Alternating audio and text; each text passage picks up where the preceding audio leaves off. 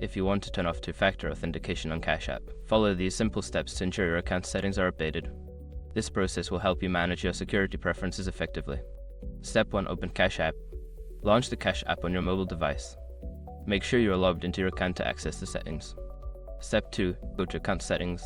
Tap on your profile icon or the account tab located in the upper right corner of the screen. This will take you to your account settings. Step 3. Find Security Settings. Scroll down to find the Privacy and Security section.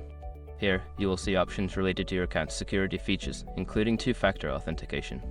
Step 4. Disable two-factor authentication. Look for the option labeled two-factor authentication or similar. Tap on it, and you will be prompted to confirm your decision to disable this feature.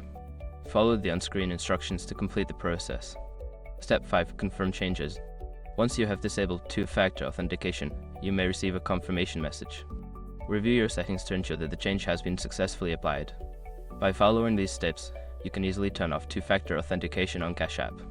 Always remember to keep your account secure with strong passwords and regular monitoring.